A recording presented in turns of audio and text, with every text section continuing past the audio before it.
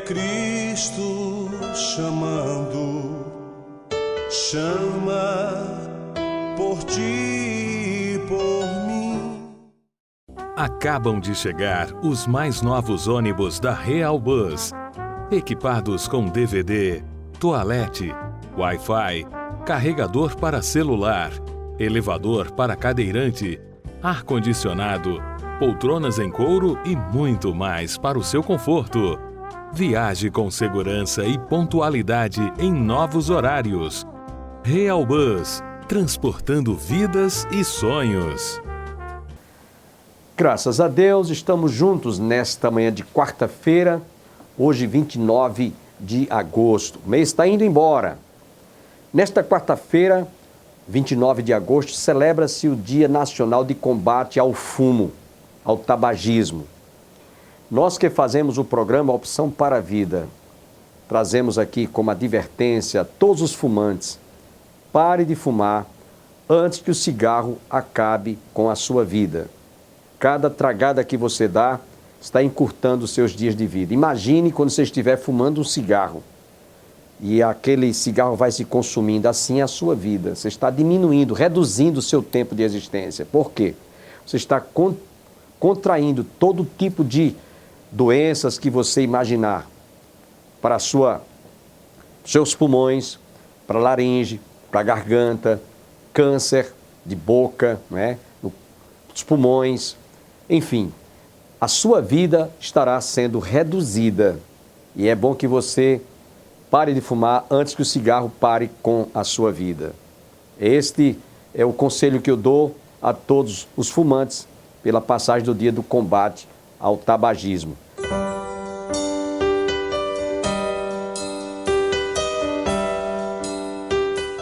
Falando hoje sobre a autoridade das Escrituras. E é quase impossível nós falarmos da autoridade das Escrituras sem nos referirmos a um momento muito importante na história da fé cristã. Esse momento foi celebrado no ano passado, no ano 2017, como os 500 anos da Reforma, a Reforma Protestante. Porque na Reforma Protestante, um dos lemas mais importantes, que moveu aqueles homens de Deus naquela obra de mudança de pensamento acerca de como a igreja vivia, e de como ela interpretava a Escritura, de como ela lidava com a doutrina. Este lema foi o sola scriptura, somente a Escritura. Nos dias da Reforma, era importante trazer a Escritura, foi necessário trazer a Escritura de volta para o centro da vida da igreja. Mas eu preciso dizer uma coisa muito importante aqui. A igreja de então, a Igreja Católica Romana, não disputava a ideia, por exemplo, daquilo que vimos ontem, de que toda a Escritura é inspirada por Deus. Não disputavam isso. Eles concordavam com isso e ainda hoje concordam. Eles também não disputavam a noção de que não há erros nas Escrituras. Os católicos romanos, dos dias de Lutero, dos dias de Calvino e dos reformadores, concordavam que a Escritura é inerrante.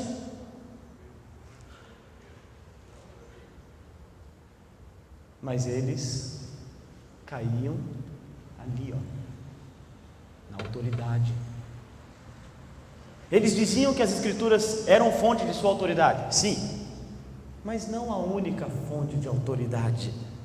Não era a única fonte de autoridade. No ano de 1546, os católicos romanos convocaram um concílio, chamado Concílio de Trento, porque aconteceu na cidade de Trento, na Itália.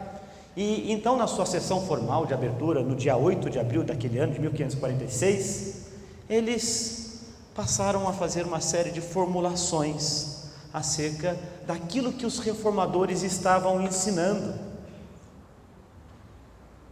E nestes documentos, nos documentos do Concílio de Trento, eles equipararam a autoridade das Escrituras à autoridade do Papa de Roma. Quer dizer, eles disseram que a autoridade da igreja, representada pelo Papa, era igualzinha à autoridade da Bíblia. Então, para eles, para os romanos, a igreja tinha duas fontes de autoridade: a Bíblia e a própria igreja. Em um dos documentos deles, eles disseram assim, presta atenção: não seja, pois, lícito a pessoa alguma quebrar ou contradizer a nossa bula e a nossa determinação, o nosso aviso, a nossa convocação, o nosso estatuto, o nosso decreto, o nosso mandamento, o nosso preceito. E se algum presunçoso atentar contra o que dizemos, saiba que incorrerá na indignação do Deus onipotente e também na de seus bem-aventurados apóstolos, Pedro e Paulo. Então, eles diziam que aqueles que contrariassem aquelas coisas que eles diziam, eles então cairiam na ira de Deus. Ainda disseram mais, que somente eles, os doutores da igreja, é que podiam interpretar as Escrituras. Veja só, outro trecho do documento do Concílio de Trento, católico romano, que diz assim: não seja, pois, lícito a pessoa alguma quebrar ou contradizer temerariamente a nossa bula. Perdão, isso que eu já li para vocês. Disse ainda: decreta também, com a finalidade de conter os ingênuos insolentes, que ninguém, confiando em sua própria sabedoria, se atreva a interpretar as Sagradas Escrituras, e em coisas pertencentes à fé e aos costumes, que visam a propagação da doutrina cristã, violando a Sagrada Escritura para apoiar as suas opiniões contra o sentido único que lhe foi dado pela Santa Igreja Católica. Porque é desta igreja a exclusividade, vejam só, de determinar o verdadeiro sentido e interpretação da Bíblia. É assim que os católicos então lidavam com as Escrituras.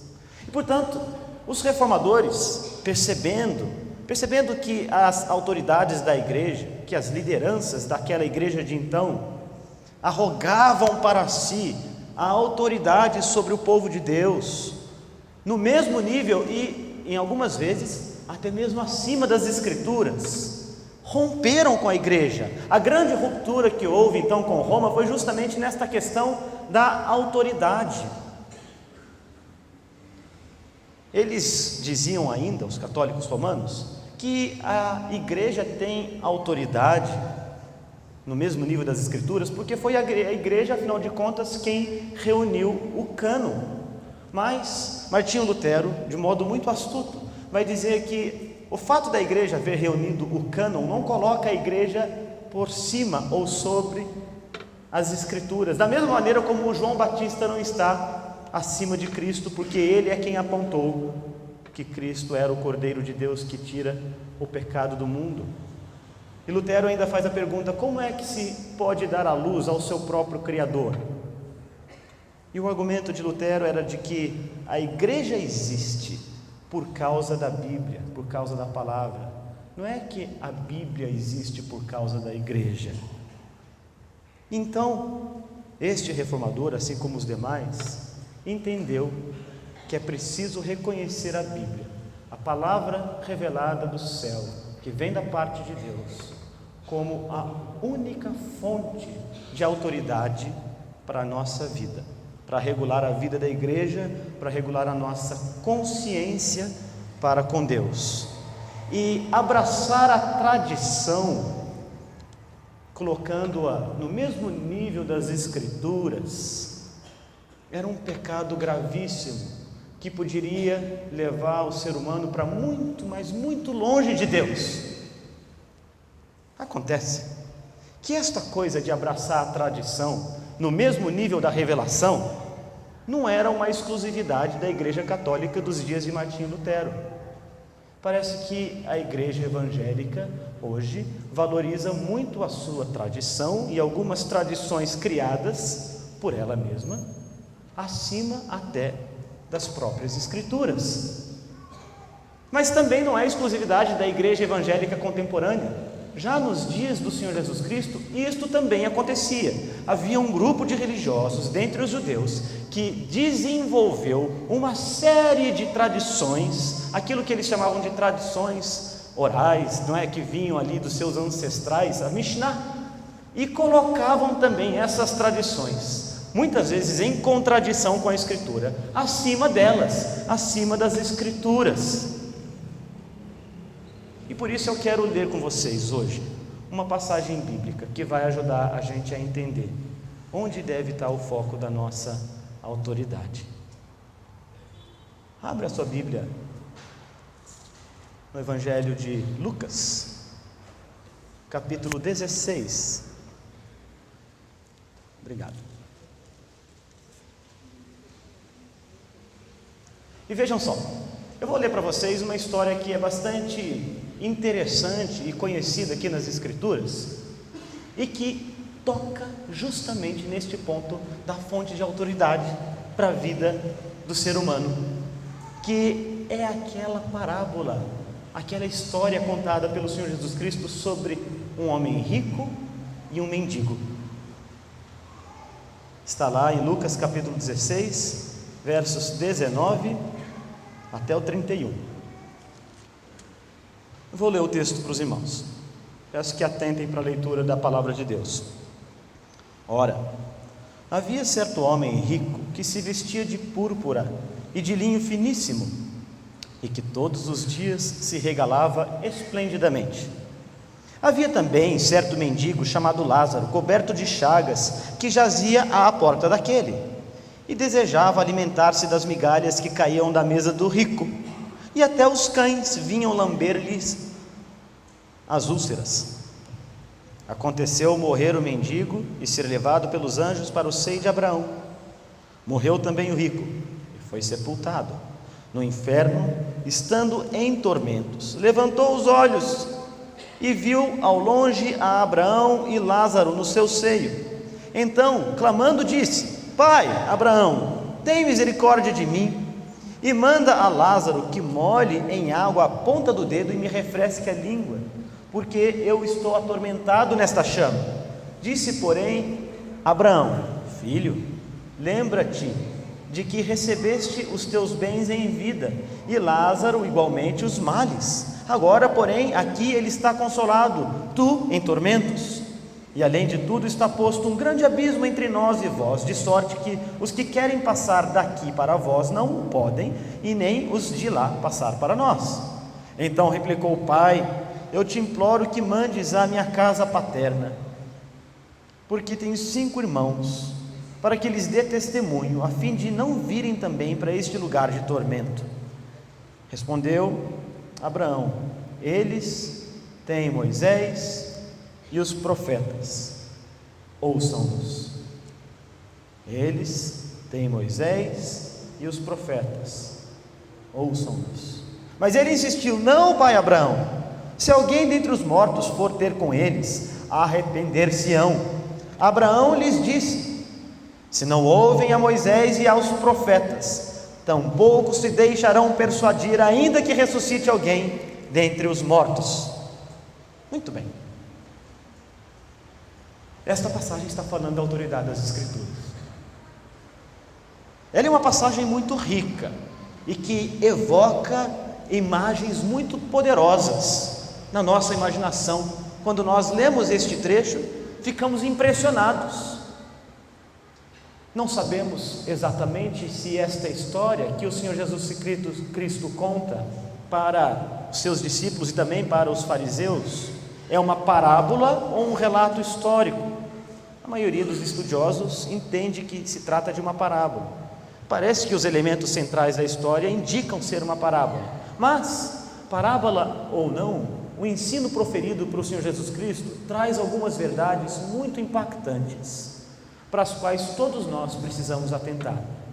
Ele diz algumas coisas aqui que são realmente inquietantes neste ensino, e os ouvintes do Senhor Jesus Cristo foram seguramente muito profundamente afetados pelas palavras de Jesus. Agora, contexto. É importante que a gente entenda que Jesus aqui, quando ensina esta parábola para os seus discípulos, também falava com os fariseus. Os fariseus eram aqueles homens que queriam agradar a Deus, Eles tentavam conquistar o favor de Deus, seguindo à risca as tradições que eles mesmos criaram para si mesmos. E mais do que isto, eles não apenas seguiam à risca as tradições que criaram para si mesmos, mas eles também ficavam olhando a vida das pessoas para ter certeza de que as pessoas seguiam à risca a tradição que eles criaram para eles. Jesus então chama a atenção aqui dos fariseus, e ele aponta para alguns problemas muito graves que habitam no coração dos homens. E eu não estou falando aqui de colesterol. Alguns versículos antes, quando a gente lê esta passagem, capítulo 16, Lucas está chamando a atenção, se você quiser abrir para o comecinho do capítulo 16, verso 14, ele chama a atenção que os fariseus eram avarentos. Eles haviam ouvido a parábola anterior do Senhor Jesus Cristo e estavam ridicularizando ao Senhor. E quando Lucas registra aqui essa característica dos fariseus, a sua avareza, ele está dizendo para nós que estes homens, eles gostavam das aparências, eles gostavam da opulência, eram altivos, gostavam de ser vistos e admirados entre os homens. Eles gostavam de dinheiro, gostavam de riquezas, gostavam ainda mais da influência que exerciam sobre os outros, gostavam do poder que tinham sobre os homens, gostavam da atenção que atraíam das pessoas.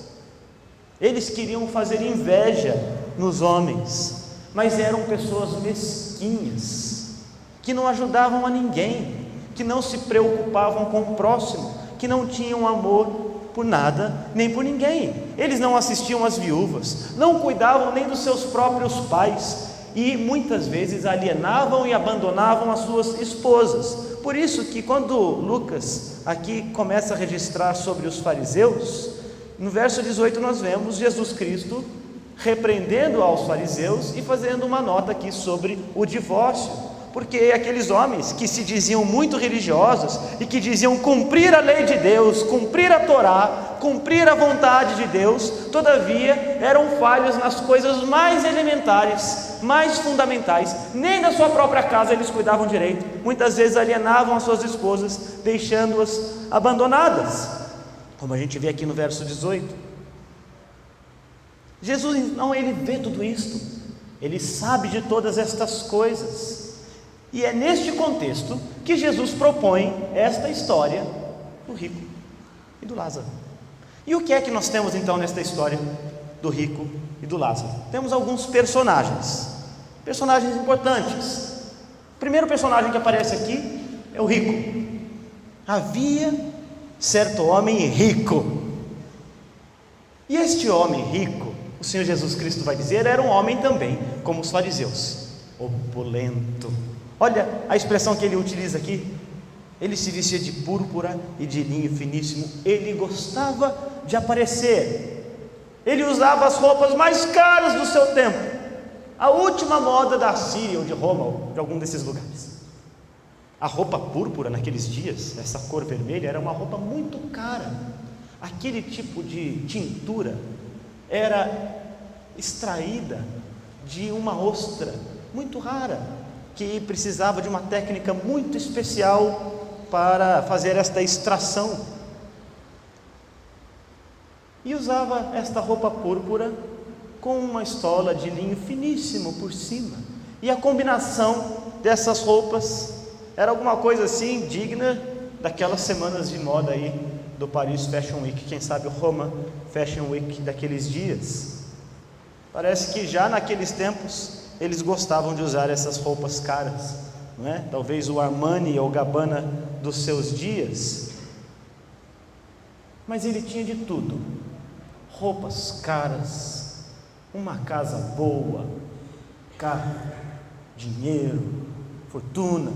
O texto diz que ele se vestia desse linho finíssimo e desta púrpura, e que todos os dias tudo lhe sobrava.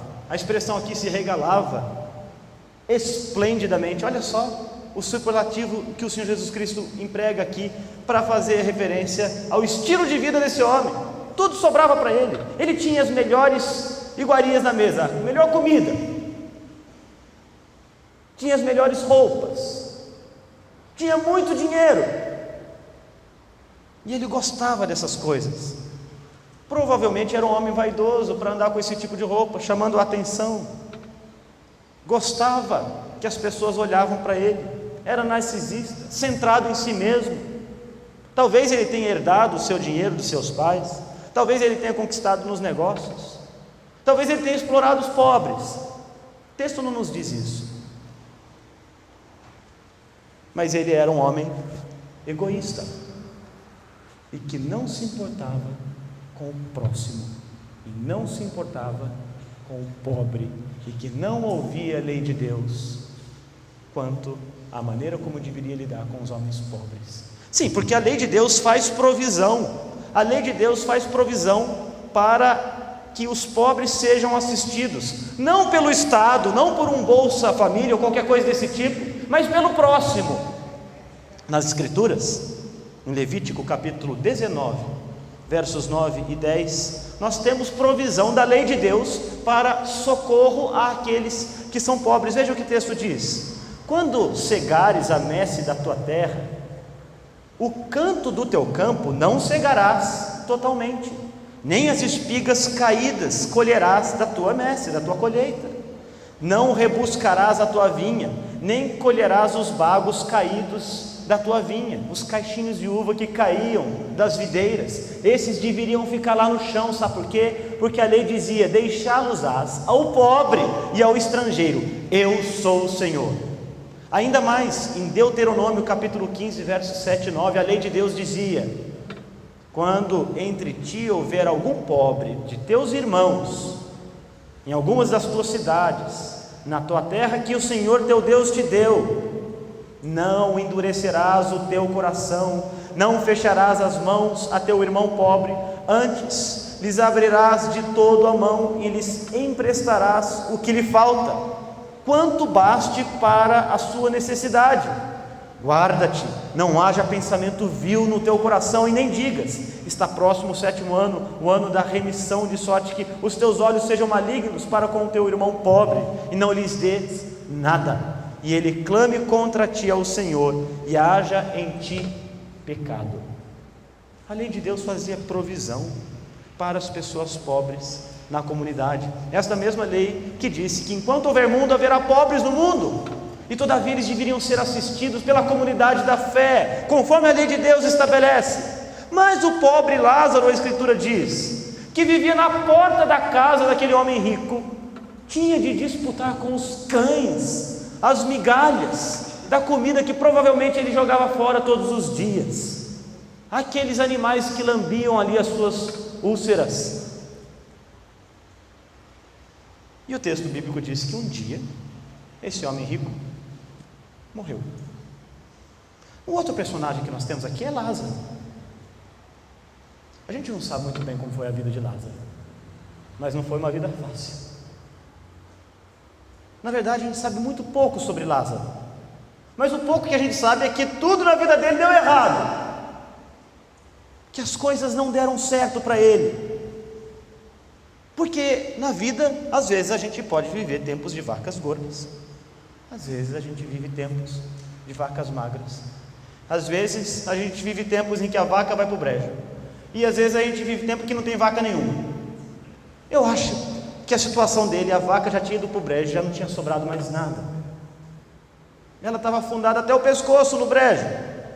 Ele era pobre, mas mais do que pobre, ele era um homem doente, tinha úlceras purulentas, feridas espalhadas por todo o seu corpo, talvez resultado de alguma forma de câncer, talvez resultado de alguma doença de pele, mas ele era a própria miséria em pessoa, passava fome, não tinha dinheiro, estava doente, talvez não trabalhasse justamente por isso, Ele deve ter se tornado inapto para o trabalho, porque estava doente. E naquele tempo, não havia nenhum tipo de socorro aos doentes, exceto pela boa obra de um judeu fiel. Não havia nenhum judeu fiel para assistir aquele homem.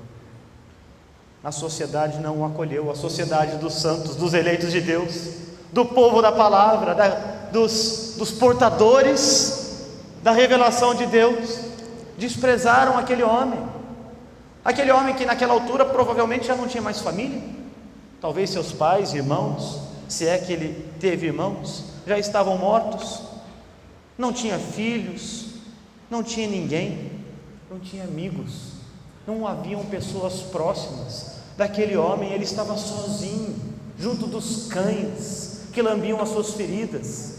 Não havia quem o levasse para casa, não havia quem lhe desse remédios, não havia quem lhe desse comida.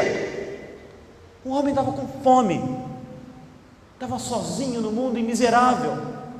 Ele desejava ser alimentado, diz o texto.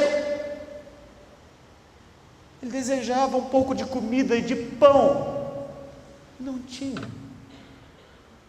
E aquele homem rico, que via aquele homem na miséria todos os dias, não lhe deu nem as migalhas. Mas ele era temente a Deus. O texto bíblico diz que este homem mendigo era temente a Deus. Em algum momento da vida triste deste homem, em algum momento da sua trajetória, ele ouviu sobre a Torá, ele ouviu a lei de Deus. Alguém falou disso para ele, talvez na sua infância, talvez os seus pais, talvez nas sinagogas. Ele aprendeu. Que todos fiquem com Deus. Desejamos um dia abençoado, a paz do Senhor, e até o nosso próximo programa, se Deus quiser.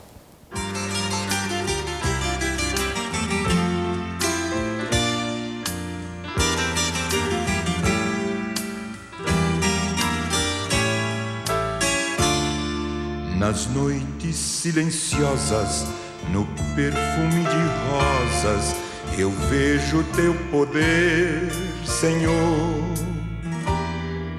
No céu estrelado, no dia ensolarado, eu vejo teu poder, Senhor. Na expressão da verdade, na forma de humildade, eu vejo teu poder, Senhor. No alívio da dor e num gesto de amor, eu vejo teu poder, Senhor. Eu vejo teu poder, Senhor. Eu vejo teu poder, Senhor. Na ave a voar, no bramido do mar, eu vejo teu poder, Senhor.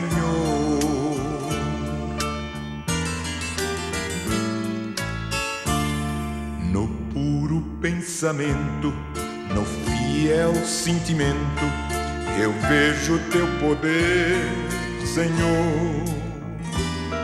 Na chuva a cair, na criança a sorrir, eu vejo teu poder, Senhor. Eu vejo teu poder, Senhor. Eu vejo teu poder, Senhor. Na ave a voar, no bramido do mar, eu vejo teu poder, Senhor.